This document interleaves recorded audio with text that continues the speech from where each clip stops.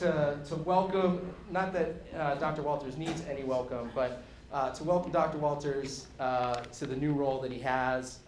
We're just so grateful to this community of friends and coworkers and colleagues to be here tonight.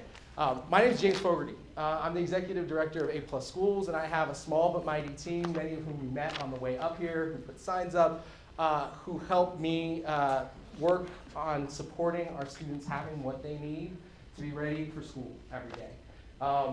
And before I get into introducing Dean Kinloch, because I have a special guest to introduce Dr. Walters, I wanted to thank a few folks, right? Because that's the job of the person that starts off these events. You should thank people. So first I want to thank the members of the Pittsburgh Learning Council. If you are a member of the Pittsburgh Learning Collaborative, can you raise your hand or shake it?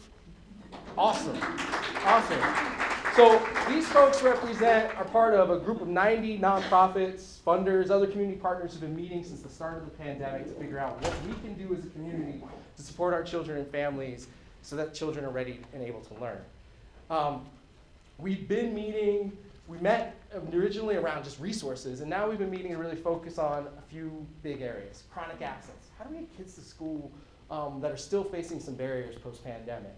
Out of school time, what does it look like if every kid had an out of school time where they could explore their interests and be in a safe place to extend their learning?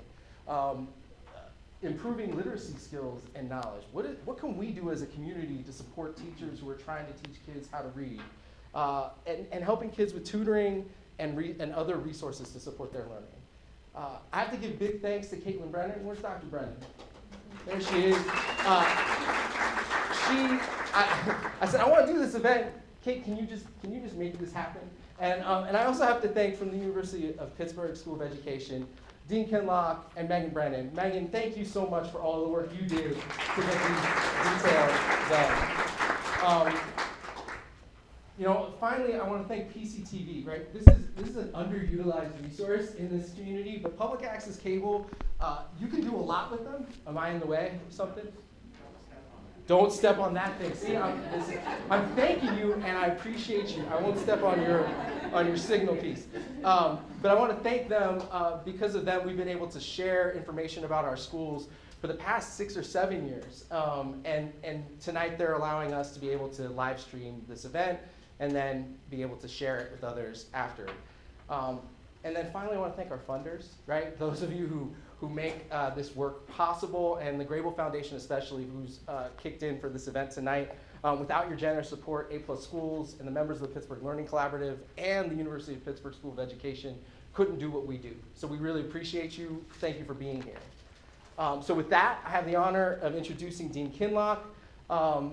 And look, there's a lot that can be said about this dynamic woman who is not only the Renée and Richard Goldman Dean at the University of Pittsburgh School of Education. We are lucky to have her as a board member at A+ Schools. She's a highly respected scholar and educator with areas of research focusing on literacies, languages, cultures, and community engagements of youth and adults both inside and outside of schools. Dean Kinloch holds many leadership appointments, including the following. She's the president of the National Council of Teachers of English. She's a fellow of the American Council on Education, a fellow of the American Educational Research Association, co-chair of Remake Learning in Pittsburgh, and a trustee at Johnson C. Smith University in Charlotte, North Carolina. And again, perhaps most importantly to me, she's a member of our board. She's the author of numerous books on race and literacy, including the critically acclaimed Harlem on Our Minds, Place, Race, and the Literacies of Urban Youth, which received the 2012 Book of the Year Award from the American Educational Research Association. So help me, please clap for Dean Kinloch for me. Give her a welcome. We're going to call her in a second. We're lucky to have her as a leader. We're so grateful that the University of Pittsburgh brought her on, and we're so grateful that she's leading this community today. I now have the honor of bringing up Dominic Victoria. He's a former A+ Schools Teen Block student.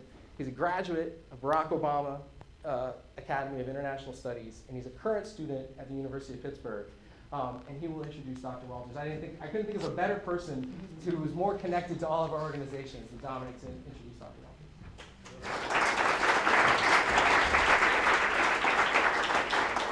So I didn't really prepare anything in advance because I didn't think that would make sense considering my relationship with Dr. Walters.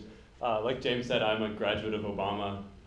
Went there for middle school and high school. I'm now a junior here at Pitt.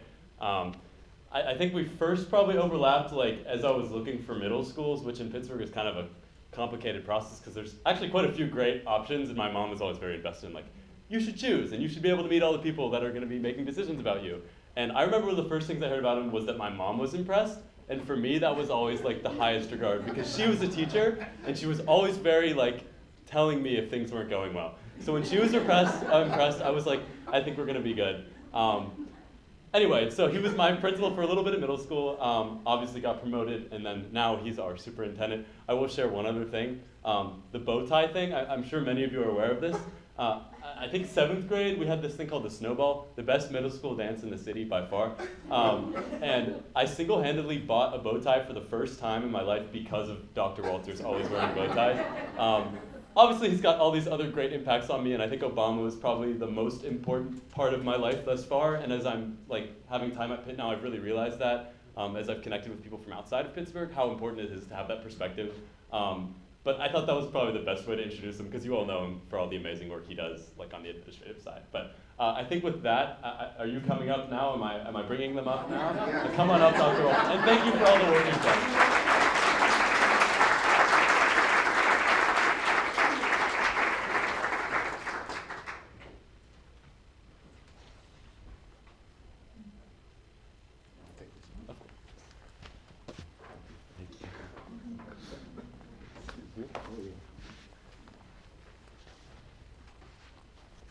Everyone got quiet. I know. Well, is it on? Can you hear me? 1, 2, 1, 2. 3, 4, 5, 6. 7, 8, Let's 9, do this. 10. Okay. So let me just thank everyone for being here. It is a pleasure to be in conversation with the great Dr. Wayne Walters, PPS Superintendent, but also someone who I've had the pleasure of meeting when I first came here as Dean of the School of Education, and that was summer of 2017. And you welcomed me. I think we were about to have conversations about strategic planning in the district, and I'll just say this. One of the many reasons why I remembered him, and I continue to remember him, is because he's always just been extraordinarily fly. And I can't tell you anything else. I think you and I met, and you had on a white suit with a pink bow tie. And I just said, either you are from the South, where I'm from, or you're just Wayne Walters. And I love it. So Wayne, welcome. Thank you, thank you. I'm from South. Yes, you are. So I just want to start generally in terms of, how does it feel to be superintendent after being here in this district for 30 years plus? I would say it feels like another day at work, just at a different level. Students are still students. The work still has to be done. Our children still have great needs. And I think of Dr. Connie Sims that would always ask us, and how are the children? And if the children are not well, we have a long way to go. And so that is still the work, that is still the challenge. But it is my dedication and my passion to the children and families of Pittsburgh, as they have been so good to me. It's the only employer I've known in Pittsburgh. So I came here to attend school, stayed as a teacher, and continued through the process, I guess I would call it a process, of matriculating through the system. And so I'm at this point now. But certainly, it feels like another day of work because your heart has to be in this work when we're thinking about children and our future. So that's what it feels like.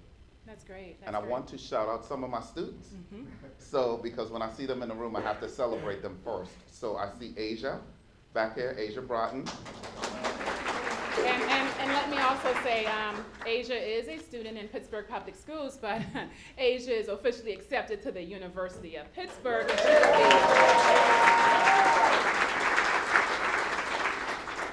And so Asia is on the Superintendent's Student Advisory Council. She's a student at SciTech, and so she just happens to be here in the right place at the right time.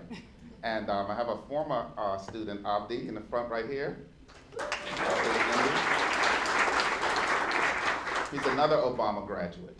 And so I'm always proud when I see my Obama graduates being swaggerlicious, as I would tell them.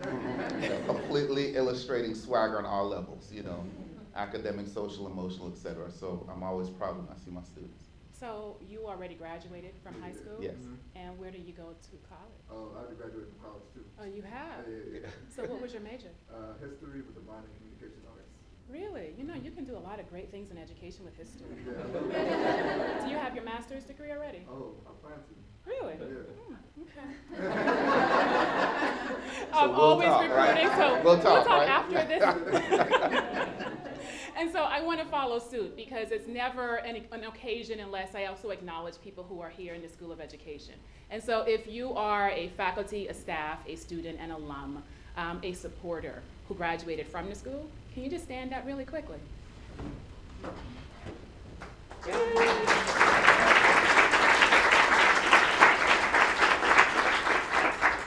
Lena, you didn't stand up. Like what? You are an affiliate faculty in the School of Education.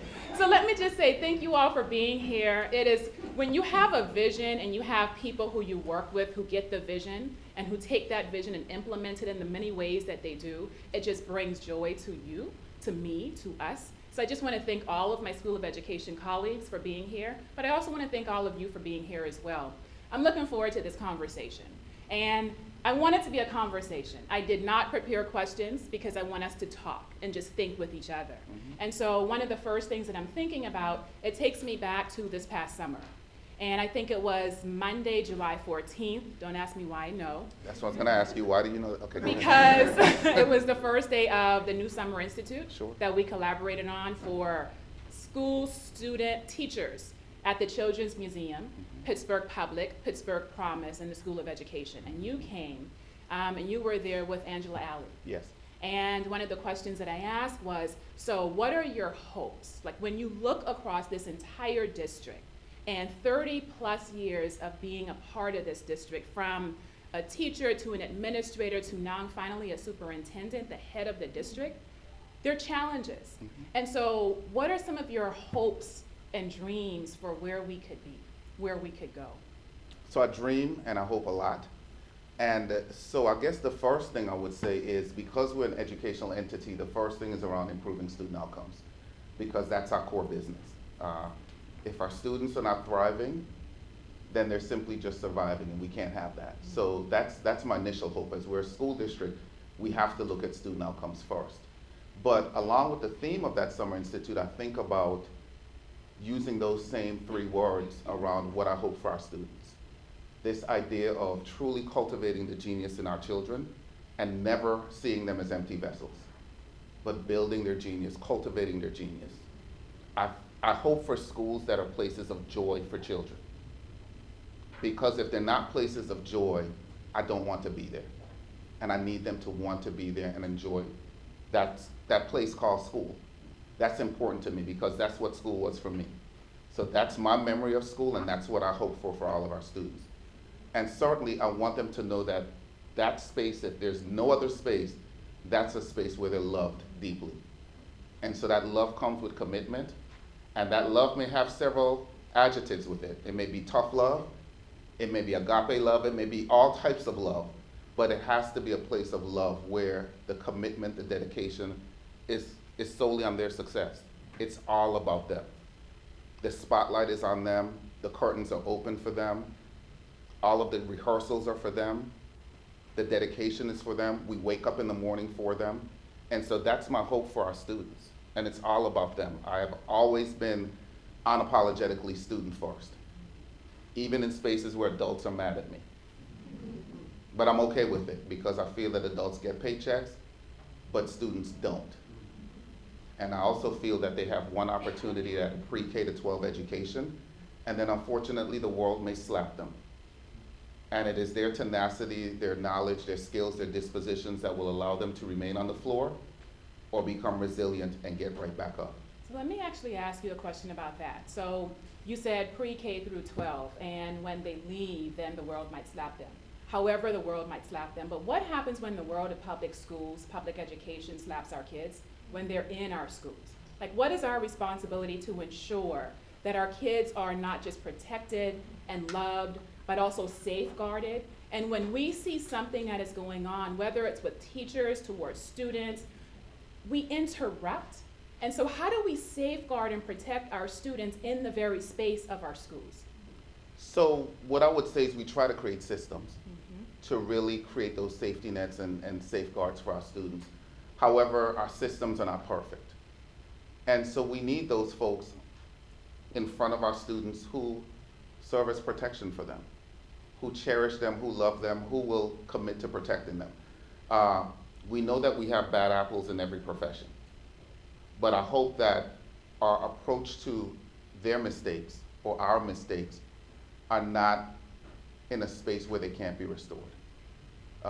And so we know that this process of education involves a lot of learning, a lot of thinking, a lot of growing. And it requires a lot of patience because our children are evolving. We're still in the midst of a pandemic. A lot has happened during this pandemic that we're trying to recover from. And so there's spaces where we look at achievement as a priority. Some days it's social emotional, some days it's food security, some days it's trauma-informed care, some days it's getting to school on time, some days it's just the dynamics of what has happened the night before.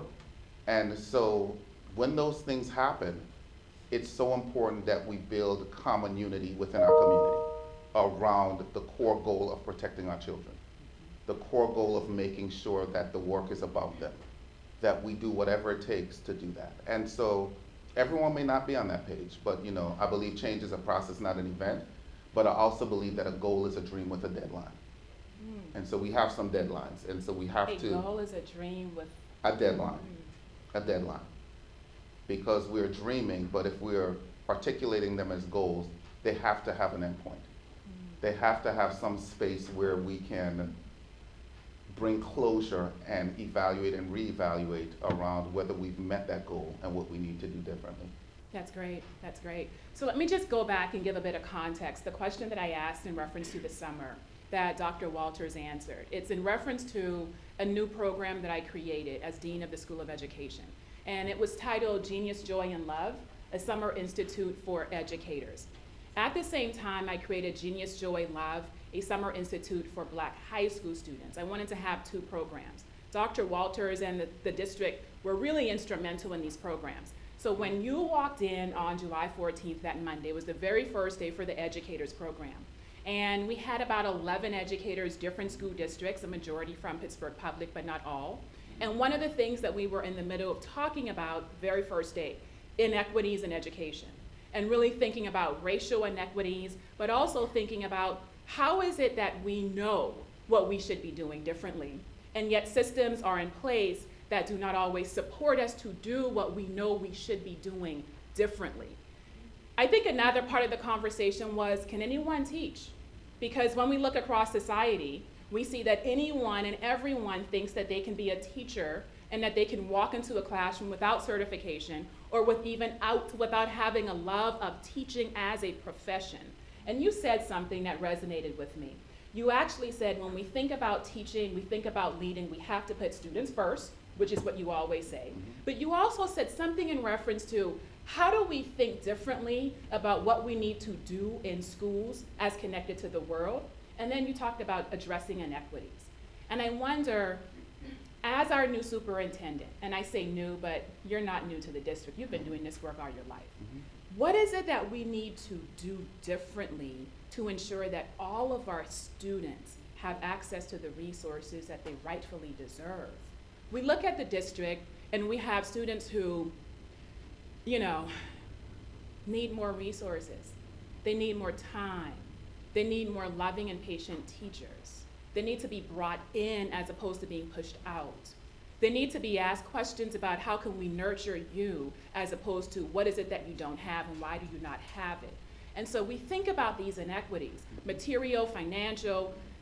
The whole point is, what can we expect, hopefully, working with you, and not from you, but working in partnership with you to make sure that our students have what they rightfully deserve?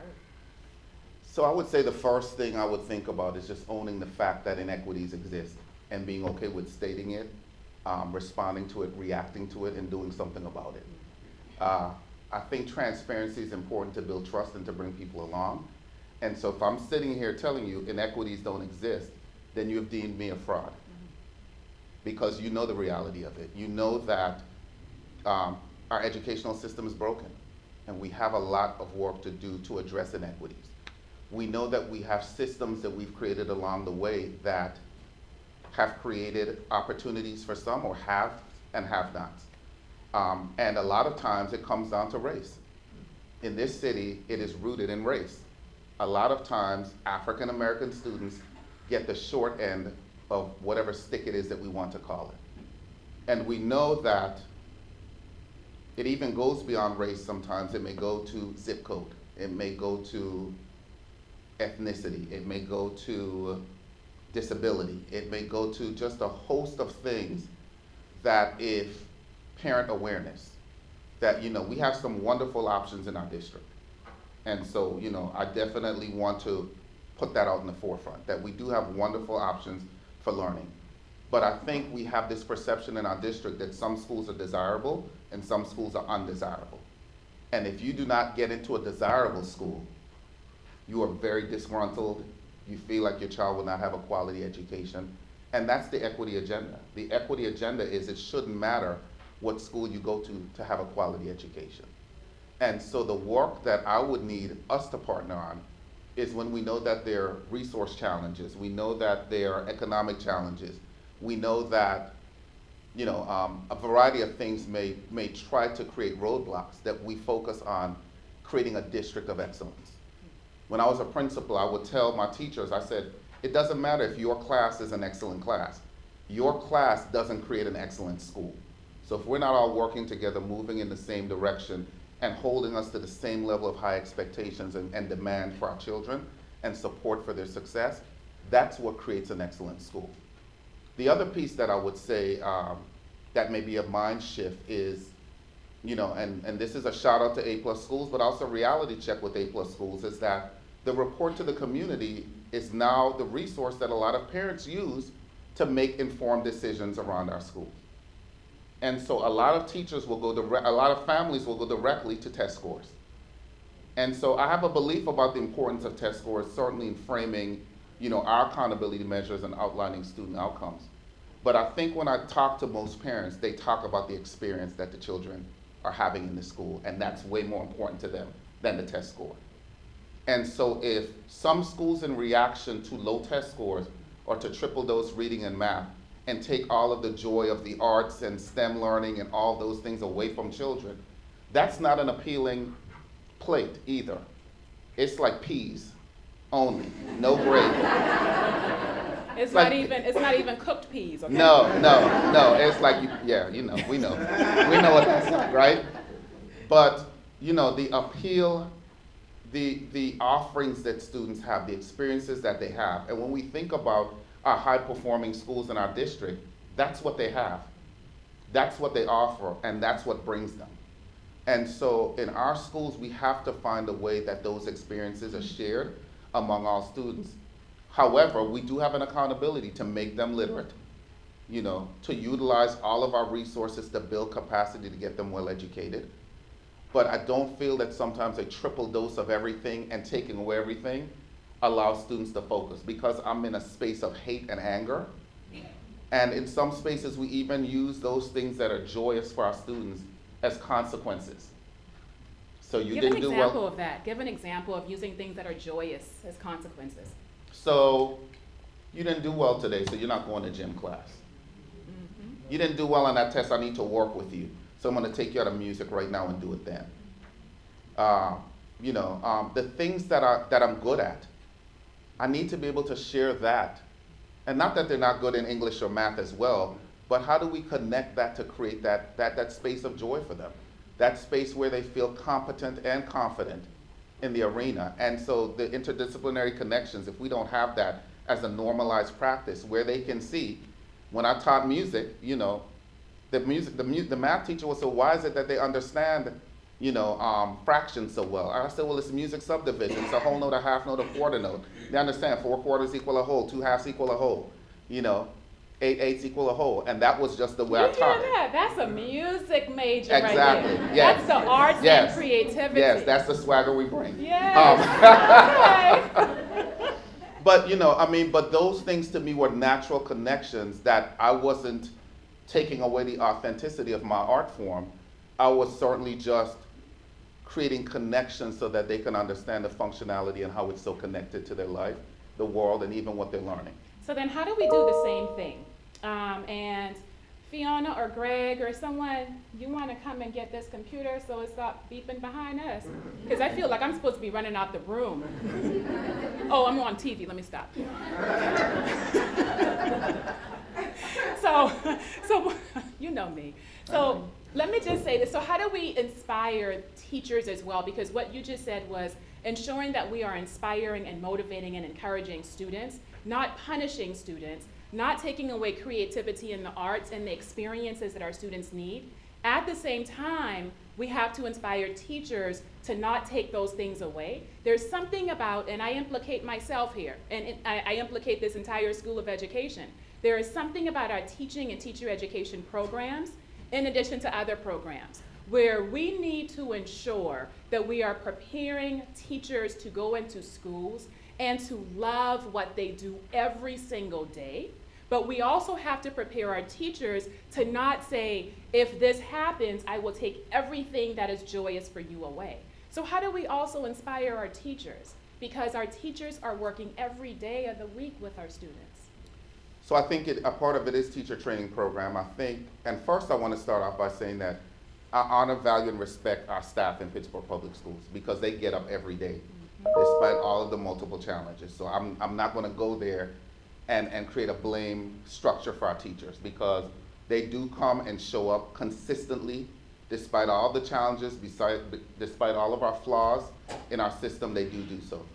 But I think seeing is believing and experiencing builds your capacity. And so if those professional learning spaces provide authentic ways where you can experience the same thing, it's easier for me to say, I can do this. This makes sense to me, versus me just telling you or textbooking you.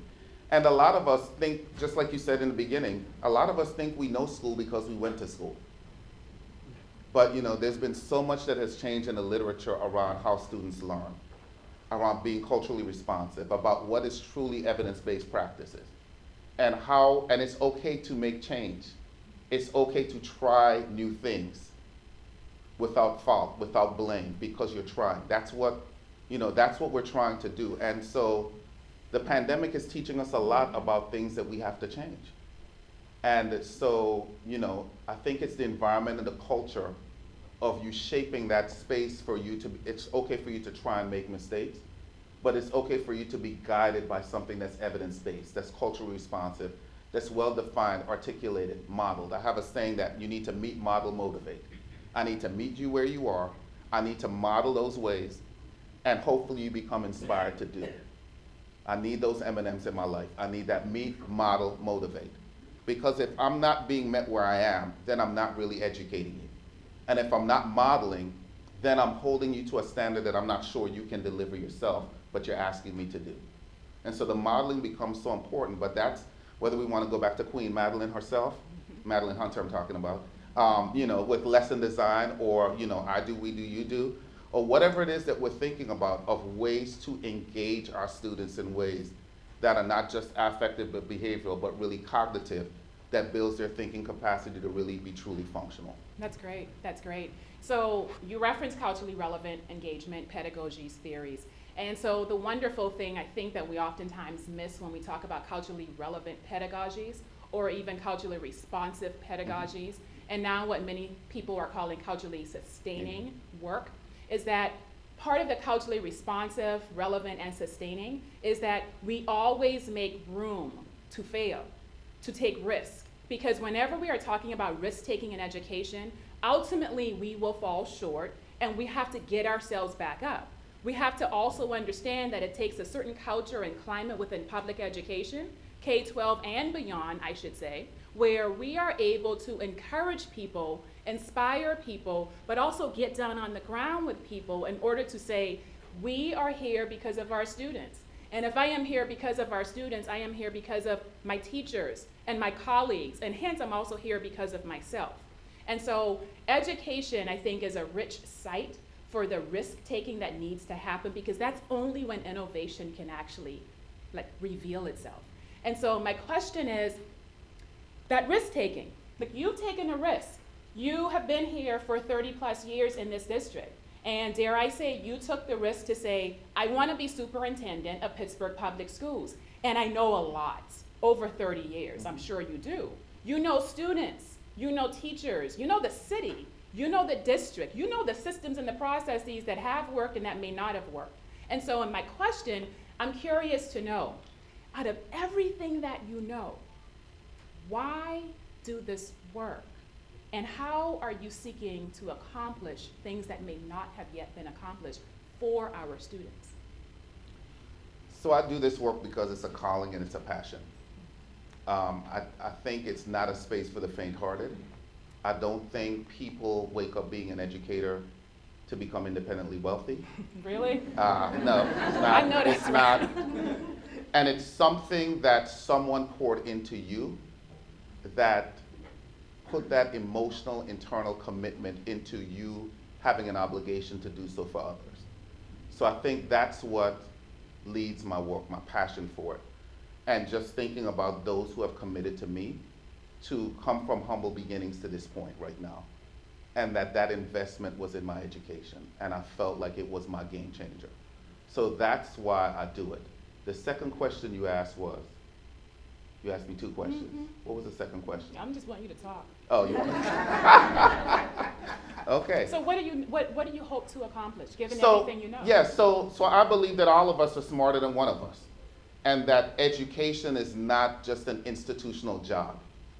It requires all of us to come to the table and invest in our children. So although we may bear the grunt of accountability, I need others to step to the plate, aligned with us, in coherence with what we're doing to really support our children and our families. I was not educated just by the school system. And I know that the dynamics of communities have changed, but my neighbor educated me. The person down the street educated me. The program up the street educated me. The man in the corner explained some things to me. You know, the person at the corner store educated me. And so we have a lot of coordinated efforts. The beauty of Pittsburgh, since the point of me being named as superintendent, that I will say openly, is that everyone I've met has said, I want to help. I've not received anyone in this city that said, sucks to be you, Wayne Walters. Good luck. My condolences. I have not gotten that. I've heard that outside of Pittsburgh. But no, really. I mean, I think that this community, with the relationships that we have always said to me, you know, I want to help. Whether it's the retirees, the families, the university, the philanthropic community, community-based organizations, even parents said we want to help our children. So I think there's an investment here and really a hope for better for our children. And so when I think about education, I don't want that definition isolated to Pittsburgh Public Schools. I want all of us to own this idea of education for our children. And I am telling you publicly that I need your help. I need your help. So let's go there. You need our help, and I'm hoping that we are all here because we want to help. And so what is it that you want? No. What is it that you need? Because the goal is to have a successful, equitable, highly functioning school district, and not to say that we don't have one. I think that the challenge is we have a new superintendent. I see this as an opportunity to do some of the things that we've already been doing, but to elevate that work and to ensure that every student, particularly students of color in this city, have an opportunity to be successful, and not just to survive, but also to thrive. Just in conversations with you, there is a commitment that always comes out, and I love it. I appreciate it. I oftentimes wonder after we talk, what is it that you need from us? And you can start with any group. You can implicate me in the School of Education. Okay. What do you I'll need? start with you. No, let's do it. Let's do this. No, really, Yeah. from a larger scale, I need one band, one sound. I need alignment and coherence to our mission And I know that people have their own interests, but I need us all on the same page, going in the same direction, so that and the direction is about our children. What I need from the universities, I need re-envisioning of how we prepare teachers immediately. I need an emphasis on getting teachers of color who are prepared. I need from the university the opportunity to lend your research, lend your resources, lend your access, lend your thinking and your minds, lend your modeling if you can. Lend your courage to come into the schools and not only be theory, but to engage in practice. And that we learn from that and that we build a capacity. What I need from our community. So let me just pause there before you go community, because that was definitely, he said he's gonna start with me. Yeah, you asked me to start with you, so I started with you. Yeah, I mean, you could have started somewhere else, so you didn't have to listen. I'm following directions. I'm following directions. But because you did start, and you didn't really start with me, you started more holistically with the university. Yes. So I'm gonna bring that back to the School of Education and me. And our commitment remains thinking with you, partnering with you, supporting you.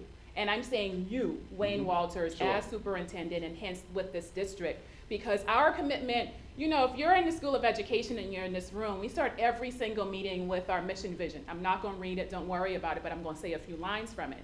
And our mission vision in the School of Education says that we ignite learning, we strive for well-being for all, we commit to student, family, and community success, we advocate, we research, we teach. Importantly, it says that we forge engaged partnerships, and we understand that learning is intertwined with health, wellness, and human development.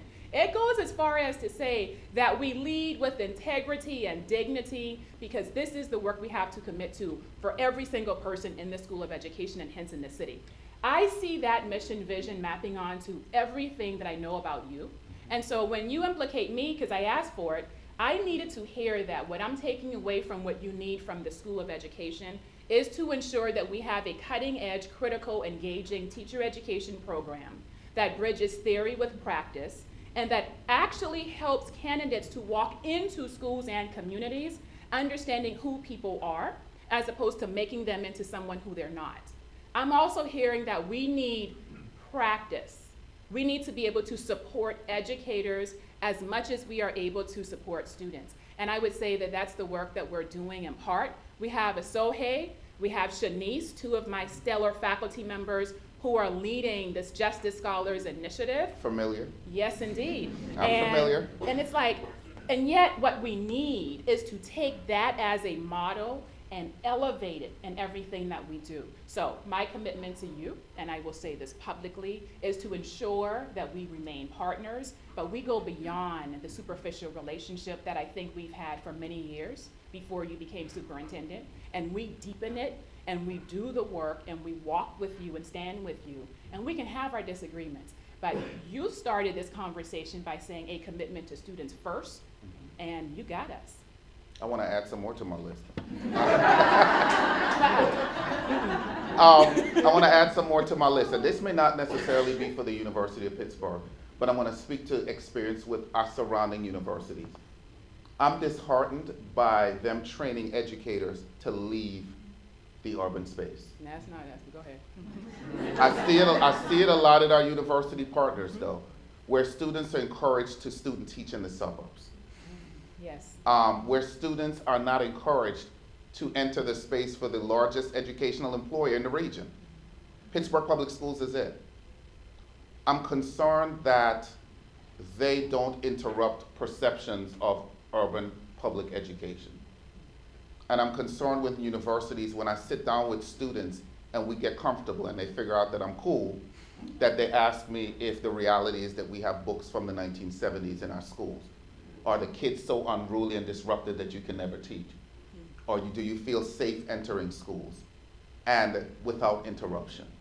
And so that concerns me, that is the illustration of what urban public education is.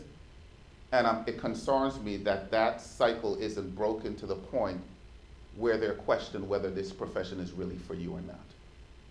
Because if you're invested in children, you're invested in children.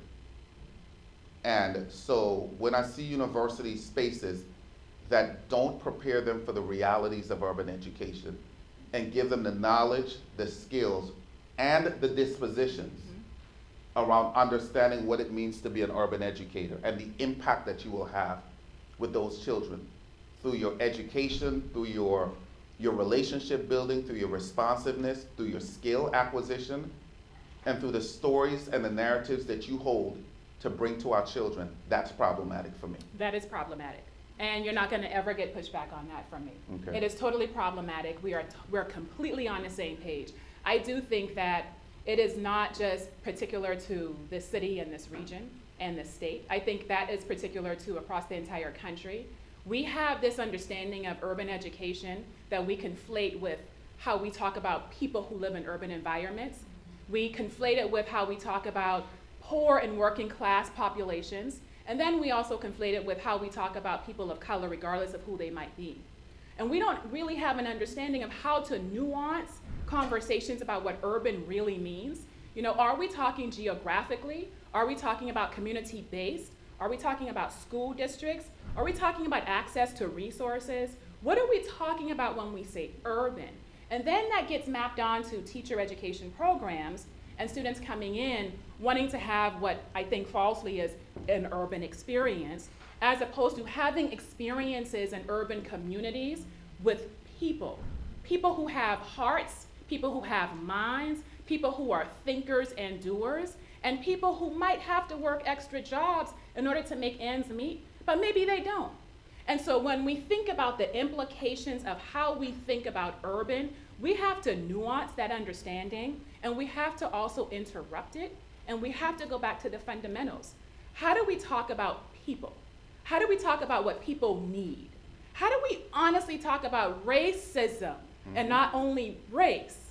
And how do we talk about sexism and classism? How do we talk about homophobic behaviors that should not be tolerated, that people tolerate even within our schools and universities? When we can have those robust conversations, then I think this is what we have. We can have an agenda that sets forth an equitable educational mission, but we can wrap that agenda around true strategies, many of which you've been doing already as superintendent, but also as an administrator before becoming superintendent. And we could say, how is it that we need to involve students in every single decision that we are making on behalf of students? When we are not bringing students into any of our decisions, yet these decisions are about students and their education, then that's really problematic. And so I say all of this because we have a lot of work to do, but I do believe that universities and school districts must deepen their commitments. And I'm going to say this last piece here. I'm just going to be really honest.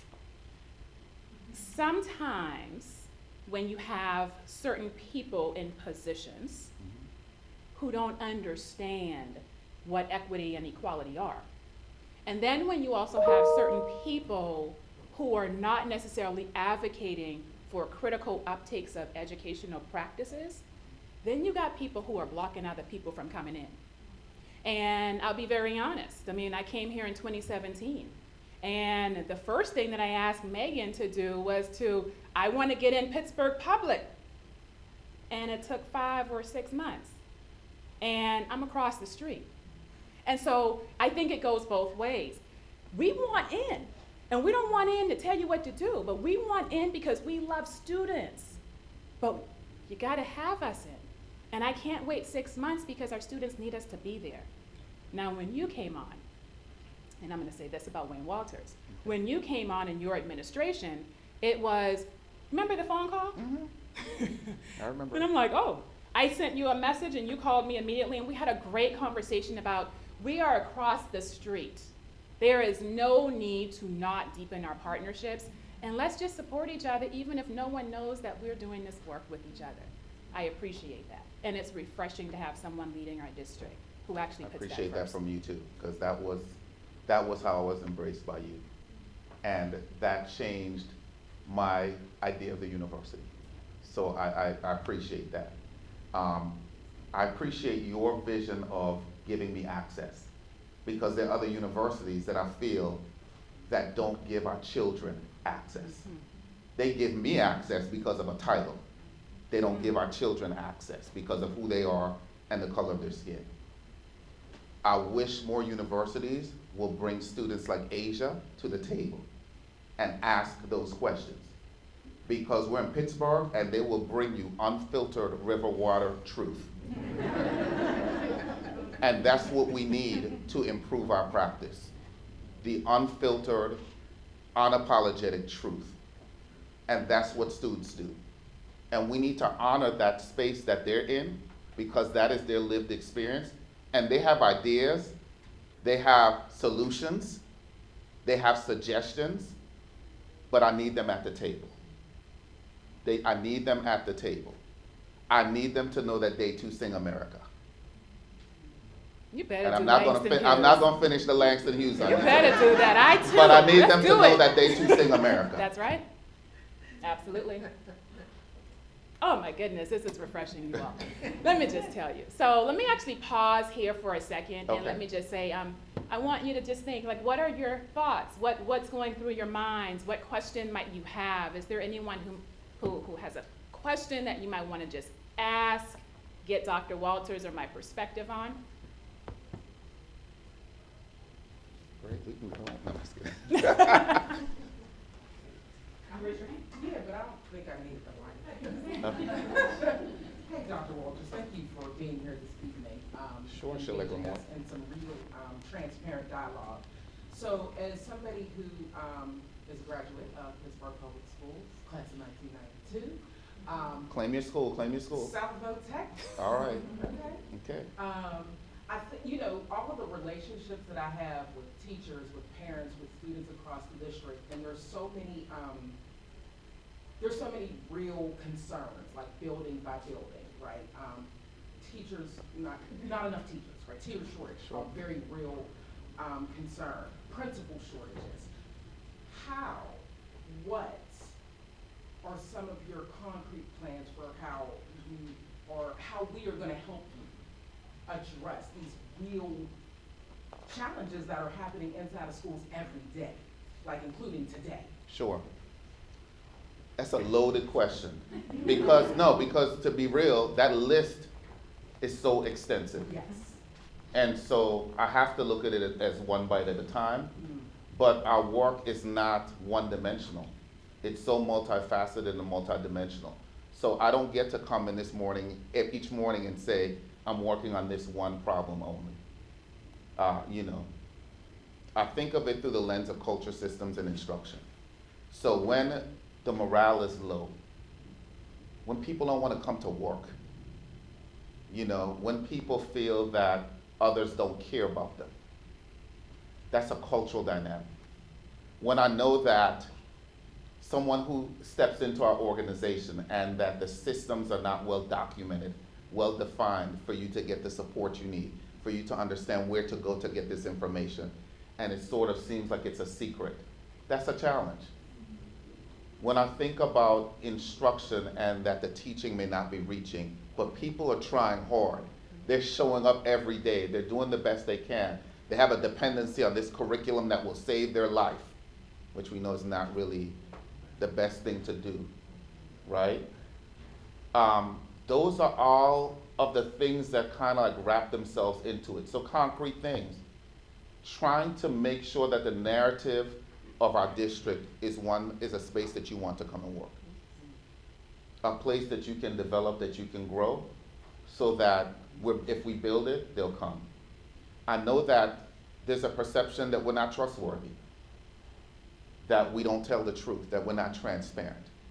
And so for me being authentic in this space, I hope I represent that I'm okay to say that we have a long way to go, that there are mistakes that we're making, but that we're working on it.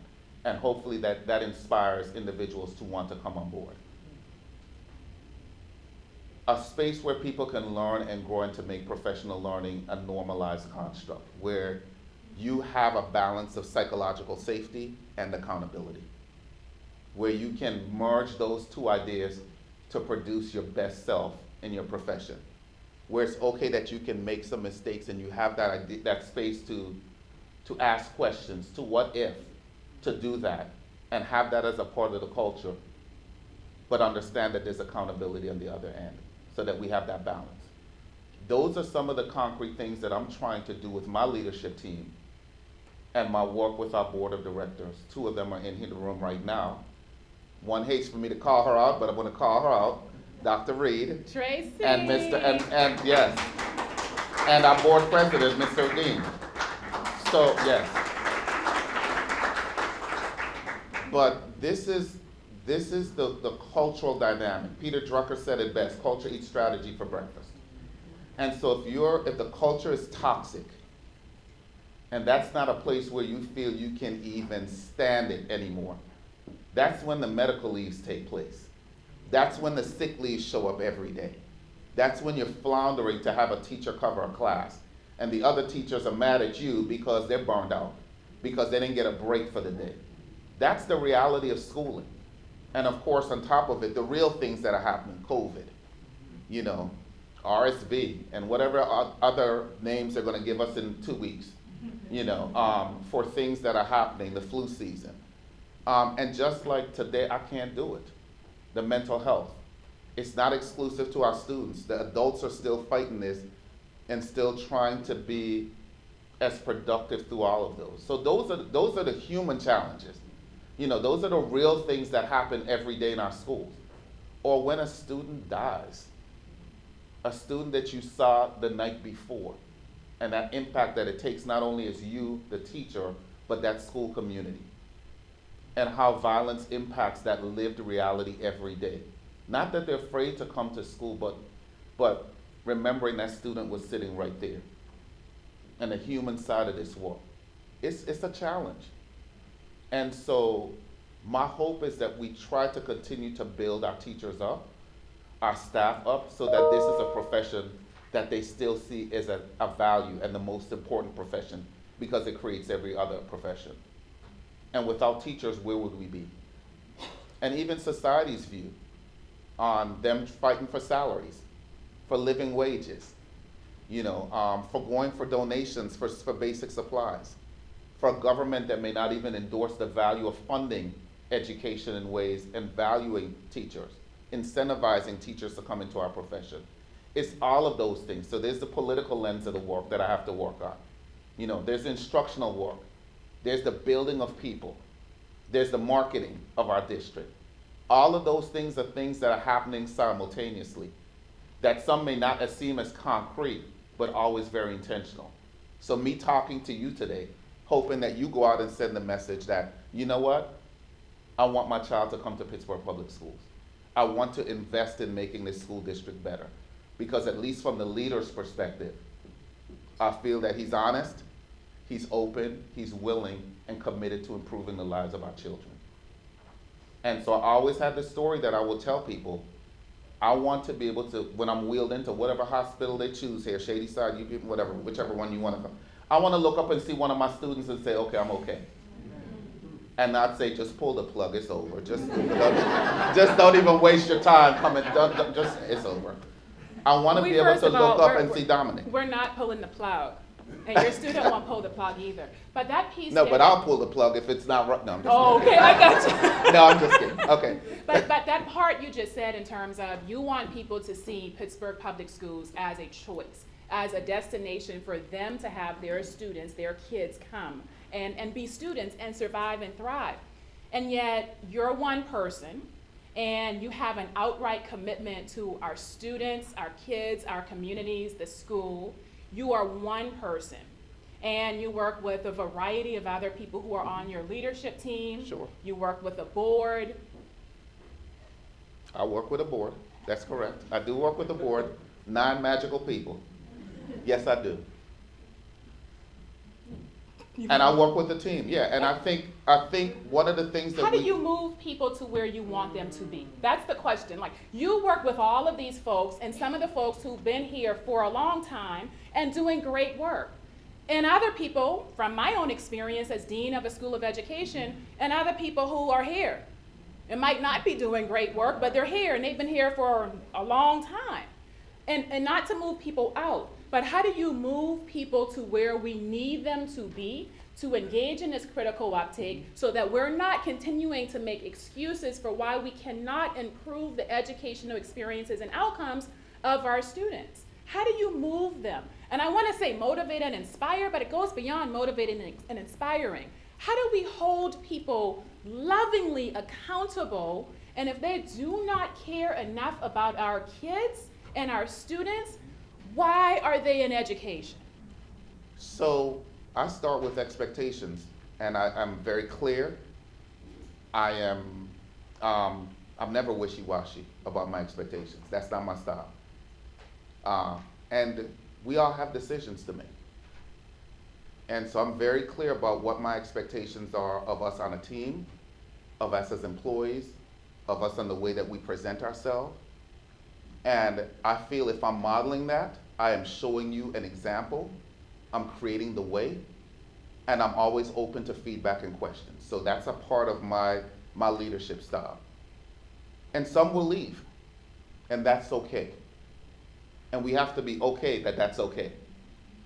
Because I need alignment and coherence in the work. I need us to be one band, one sound. And if we're all playing that G, and you keep playing G sharp or worse than E flat, I mean, it's a problem. It's a problem. And so, you know, some are counseled out, some are let out, and some are taken out. However, the point of the matter is we still need that alignment and coherence around this is why we're here, this is what we're going to do, and this is the process that we've agreed upon that we're going to do. This is how we're going to collaborate. Some things are non-negotiable. Some things we will negotiate about, but the goal is clear, our children.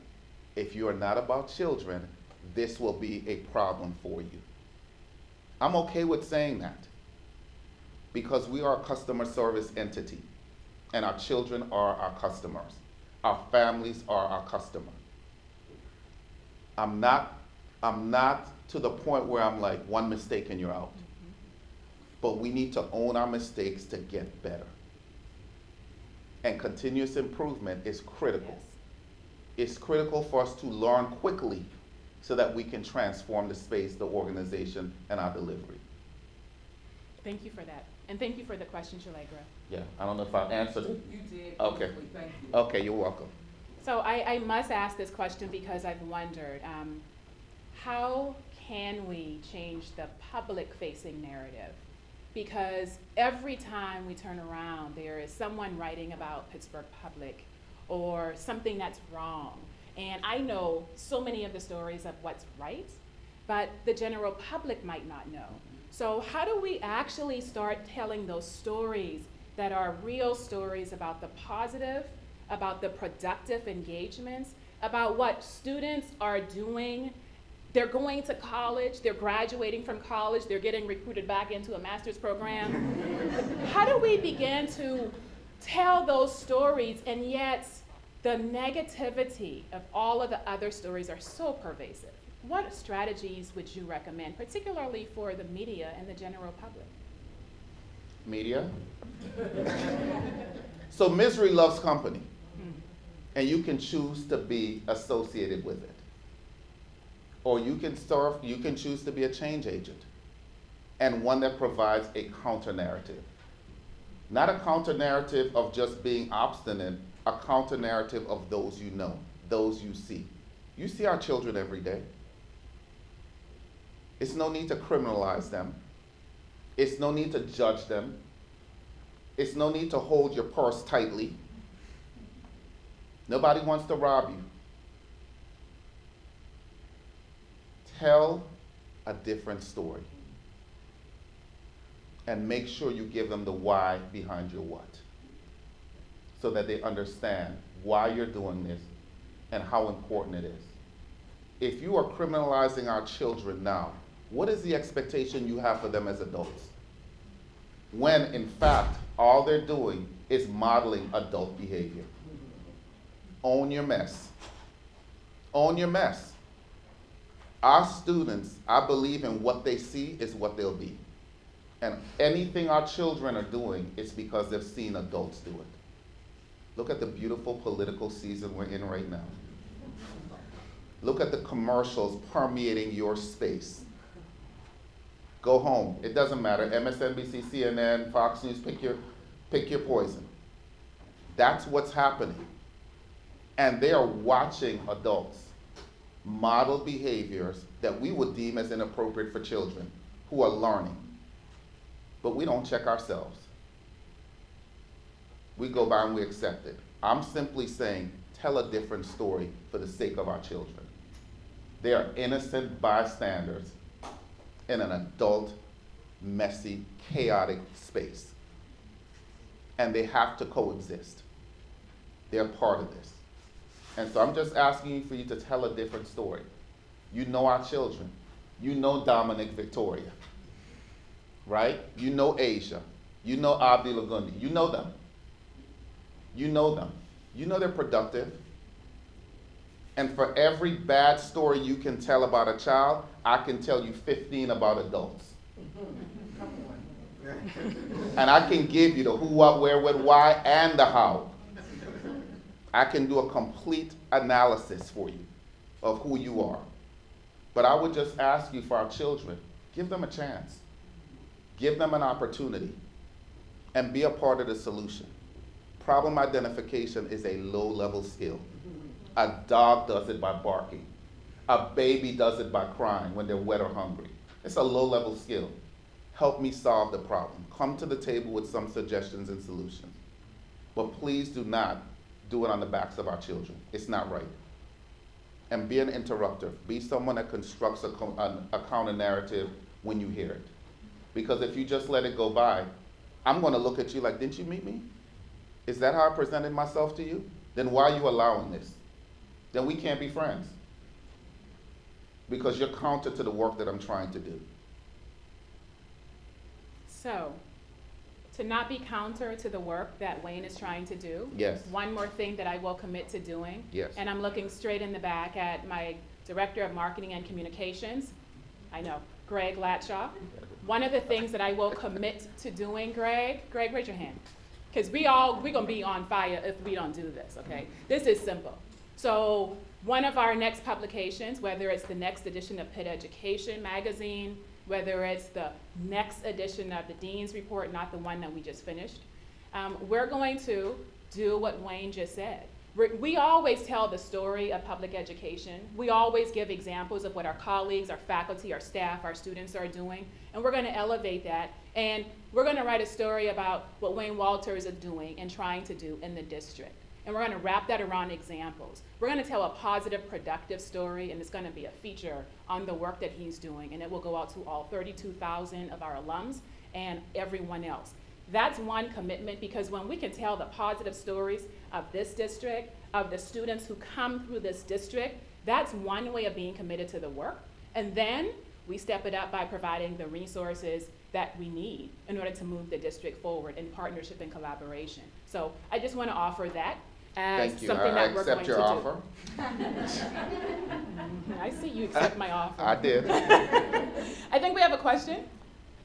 Yeah. So I've heard what you said, and I wonder if we're fighting the war on the wrong front. To me, we talk about the issues in the public schools, Pittsburgh, and what we're seeing in Pittsburgh is systemic across every inner city in the United States. Right? There's nothing unique about Pittsburgh in that regard. But I wonder if maybe we should be fighting this war in the home. Because these children are coming, in these communities, they're coming out of homes to where when they get to school, they're not ready to learn. Right? They're coming out of environments that are not conducive to learn. And nor are they getting the feedback to want to learn. And I think this is an issue we've had for decades now. And maybe we should just change where we're concentrating our resources and our effort to where it really matters. And that is in the home and in the communities that these children come out of. So I'm going to provide a counter narrative. So I would say that our children are never empty vessels. They come to us with so much. So who they are, how they come, that parent is sending us the best they have. Whether we want to accept it or not, that's the best they have. And yes, I agree that we can do things to support our families, but our institution is supposed to be that space that builds them, that educates them, that motivates them. And I agree that we should be fighting this on multiple fronts. There's political energy that we need to put into it. There's systemic energy that we need to put into it. There are community energies that we should put into it and resources. And so I don't refute that we need to think about that, but I don't want our students characterized as not ready. And if they're not ready, our jobs are to make them ready. That's what we have to do. And so if we believe that education is the equalizer, then that's our work to do. It's not easy work. And our parents are sending them because that's the expectation of us to do that, to educate them. And so I know that I would love to be able to give our students a parent university every month, and perhaps maybe that's something we can work on. And how do we get them all there? And it doesn't mean that we won't stop trying to do that. But I just want to focus us on our work and make it more personal, local, and immediate. And you're right. This is the phenomena of Pittsburgh is across our country.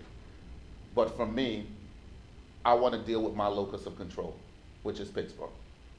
And so from Yeah, and I'm not speaking against that. yeah. But what I am saying is if we're focusing on resources, and I think I appropriately characterize this as a war, because in a war, resources and how you apply those resources is critical. Sure. So for the teachers who have to deal with a child coming out of a very disruptive home, that teacher doesn't have a psychology degree, right? You're asking the teacher to go beyond their degree and take on an additional degree. And But that's been the hand we've been dealt for years. Exactly. So when I say war, I'm speaking to the hand that you present and how you expect to utilize the resources you have. And if you don't have them, to admit that and to ask for more. We don't have them. Then you need, if that's the And we've been asking. We don't have them. We've asked for state funding, federal funding, local funding, philanthropic funding, your funding, I mean, your resources. So we've asked for that. We don't always get it, but that's why I'm here having this conversation. So, Uh-huh. as I try to be helpful, Mhm. I'm speaking to then the strategy, right? Because I think we're throwing a lot on teachers. I have friends that are teachers, and they tell me, stories that, I went through in inner city school. So I understand what's there and where kids are actually coming from. And I think a lot of times we look past that. And a lot of kids are really coming from difficult environments. So I think until we address that, we're just spinning a wheel. And we'll keep throwing millions of dollars at kids when the root of their problem isn't in the school. We have incredible teachers, we've got billion-dollar budgets, but yet we can't figure it out. So I'm gonna connect and go over here with the question. So I really appreciate the conversation, and I maybe want to ask a related question. I think that saying that a lot of us know is that systems are perfectly designed to get the results They that won't. we get. And the system that we're talking about here is about how we get every child in our community to thrive. And the school system plays an essential role in that. And there are other parts of the system Sure. that we're going to need to attend to in order to make sure that all children can thrive. And so circling back to the question that you asked earlier, Dean Kinloch, we started with how does the school of education need to change? Well, we have a lot of people who are in charge of a lot of important institutions in our community and in the room that are part of this system to help children thrive. And there are some of the problems that we're trying to solve maybe more closely connected there than in our school system. And so I'm curious from your perspective, what in the system that we're all part of needs to change so that all of our children can thrive? And what are the changes that you're making in the school district to enable us all to align better to be able to make sure that our system is functioning better? So I think we need a lot more communication and coordination. And our human capital at this juncture is very weak. So to get back to his question about resources for parents and families, even our bandwidth for the supports in the home, when we say, hey, We'd like more, support for social emotional challenges, school preparation, assistance with the technical work side of education. We're challenged by that. And even the social services, their resources, they said, listen, we'll get to them in maybe a month, because that's what we have now. We don't, I have this horrible theory that I don't know where these people disappeared to now that we've had the pandemic. I believe everyone is at home making TikToks and making their money off of this, because I don't know, in every profession, we can't seem to find individuals that were available pre-pandemic now have suddenly disappeared. So I don't know where that is, but I think communication and coordination are critical if we're all going to center around our children. I think that's so important, because our families are trying. They're doing the best that they know how. And so, I'm certainly not going to be the one to indict you for poor parenting, but if there's supports needed, I want to be able to at least point you in the right direction of a space where you can get support that may be outside of the realm of educators. And you're right, educators are working really hard, and they get a lot dumped on them daily. Because yes, you may sign up to be a teacher, but you're a social worker, you might be hair braider, you might be, you're just doing a lot of different things. You're doing a lot of different things that perhaps maybe is not explicitly on the job description. But let me add into that, yeah. Because I do want to get back, and thank you for taking me back Yeah. to a question that I asked earlier, and I do want to provide you with an opportunity, given the questions that we've recently Sure. had. So one of the questions was, what do you need? And you said what you need from universities, for example. So what do you need from the folks in this room who represent community-based organizations, social service agencies, nonprofit organizations, people who are community-facing? What do you need from them? And I ask the question because this is one of the points I want to make. We oftentimes think that schools and public education are the beginning and end of everything, and everything comes to us, and we have to address every single factor in society without also understanding that societies are integrated. And when I say integrated, we have many parts. We can't begin to think that schools and public education, that's the only thing that addresses all of the ills in society. And hence why we have this structure in place where public education is always under attack and always under fire, because we have folks telling us what we need to do more of, as opposed to understanding what we are doing and how we are improving society. It is not just that we need universities, and it is by far not that we just need public schools and public education.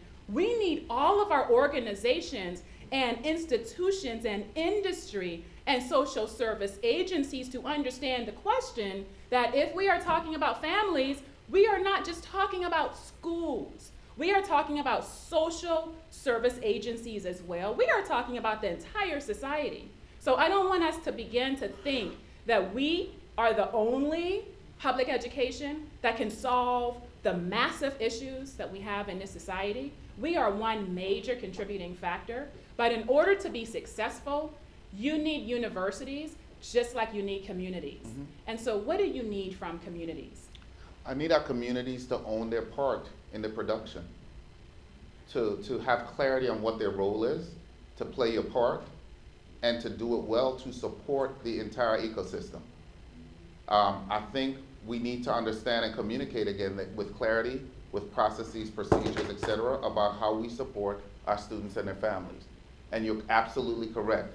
Although the school gets the narrative of the accountability for whatever reason, it's a community issue. And so everyone has a part to play in this work, and we all need to own that part. And just like I'm here coming to you transparently and owning, sharing my testimony and being very open about where we have our shortcomings, I think if we all own our shortcomings and come together to improve the system, then all can flourish. But we all have to own our part in this production. And it is a production, and the curtains are open. And human lives depend on all of us getting this right. Absolutely. And just as much as public schools and universities, every single one of us, foundations to community-based organizations, to social service agencies, we all play a role. and we have to understand the role that we play. And I'm going to wrap up right now, James.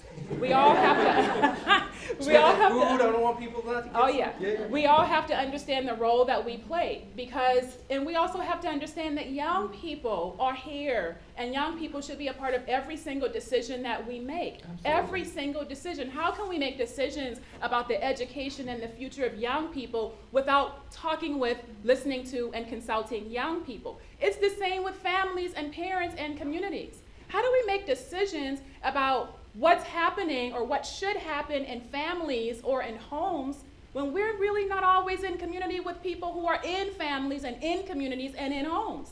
Let's not make assumptions about whether students are not right or prepared. I argue that they are. If they walk in, I'm walking in with them. If they're not walking in, I'm going to walk where they are, because that is our responsibility to do this work on behalf of our young people, because we want the type of society that we want. Those are my closing words. I'm gonna turn it over to you for closing words if you want. James said the food numbers. No, I just truly thank you for this opportunity, but I truly hope that you come to our space inspired and wanting to be a part of the work.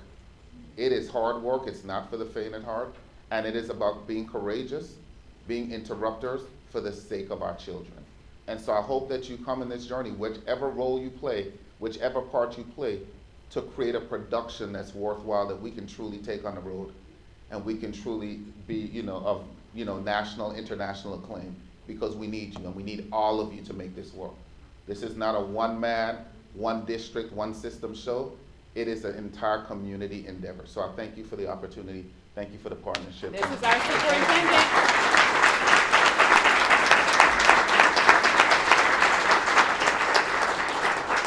So let me just say thank you for coming to our School of Education. This is our Dean's Colloquium Room. Many of you might recognize this room not as how it looks right now. You don't? I know, right? We renovated this just before the pandemic, and so I'm just excited to have you here. There is food along this hallway. There are drinks in the Welcome Center where you were before we started. I hope you will enjoy, and I hope this is the first of many conversations, but also partnerships with our wonderful superintendent, Dr. Wayne Walters. So enjoy.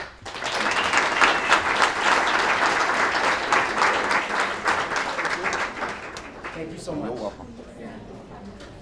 Thank you both. Oh, you're welcome. Hopefully it made sense, right? Oh, no, it made a lot of sense. Okay.